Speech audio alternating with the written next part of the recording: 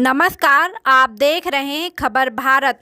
Corona महामारी ने अब तक हजारों परिवारों को बेघर और अनाथ बना दिया है, जिसकी चपेट में नन्हे मुन्ने बच्चे हैं जिनकी परवरिश का ना तो कोई ठिकाना है और ना ही अब वह अच्छी शिक्षा ग्रहण कर पाएंगे। परिवार के मुखिया की हुई कोरोना से मौत के बाद अब बेसहारा हुआ मृतक का परिवार पहाड़ जैसी जिंदगी को ढोने को मजबूर हो चला है।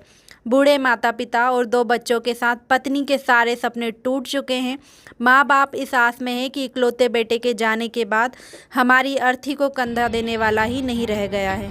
एमपी के उमरिया जिला मुख्यालय के नगरीय क्षेत्र के सिंगलटोला में एक ऐसी ही दर्दनाक कहानी है, जहां घर परिवार के साथ खुशी खुशी जीवन व्यतीत करने वाले सूरज रेदास का सूरज ही कोरोना से बुझा दिया है।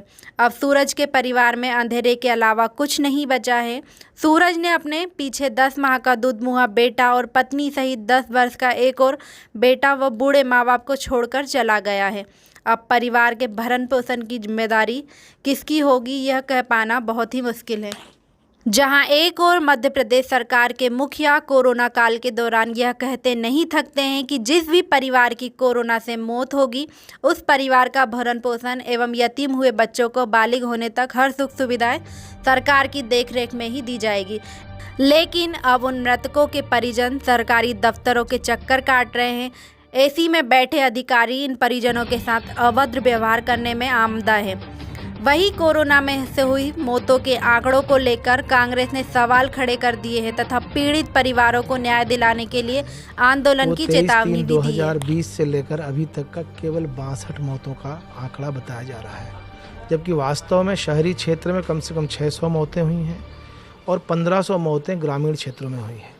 क्योंकि मुख्यमंत्री ने घोषणा की है कि जो मृतक हैं उनके परिजनों को हम 1 लाख रुपये मुआवजा देंगे और जो आश्रित हैं उनको वयस्क होने तक 5,000 रुपया महीना हम देंगे। तो सरकार केवल 60 लोगों को जो कोरोना से मरे हैं 2000 और सरकार 62 लोगों का आंकड़ा बता रही है, तो वो कैसे उनको मुआवजा देगी और कैसे अपनी घोषणा का पालन करा पाएंगे। तो जब तक इसकी जांच नहीं होती, विस्तृत जांच नहीं होती, और हमारा आरोप है कि सरकार अपने मुआवजे को नहीं देने के लिए ये सारा षड्यंत्र रच रही है और उसके निर्देश पर आंकड़े नहीं दिखाए जा रहे हैं। पार्टी इस बात को लेकर के कहाँ तक जाएगी, क्या मुद्दे? पार्टी ने आज ही धरना प्रदर्शन किया, उसमें इस बात को उठाया और माननीय कमलनाथ जी ने बहुत पहले हमसे आंकड़े मांगे थे और हमने उनको 2 महीने के पहले के जो आंकड़े थे करीब 1800 मौतों के, वो हमने उनको उपलब्ध करा दिए हैं और वो अपने स्तर पर भी काम कर रहे हैं। लेकिन चूंकि आप मौतों पर भावनाओं से खेलने का काम कर रहे हैं मुख्यमंत्री जी, और जो मृतक हैं जिनका सब कुछ चला गया है इस कोरोना की बीमारी में और उसको उन्होंने वो राहत देने की बात कर रहे हैं। वो जिंदा जब थे तब वो दवाई नहीं दे पाए, मरने के बाद उनका वो अपमान कर रहे हैं। तो अपमान न करें, उनके प्रति सहानुभूति है अगर आपके दिल में जरा सी भी, तो उनको मुआवजा दें। और मुआवजा आपको 2000 लोगों को देना पड़ेगा जितने मरे हैं, नहीं तो हम लोग आंदोलन करेंगे, उनको न्याय दिलाने के लिए लड़ाई लड़ेंगे हम लोग।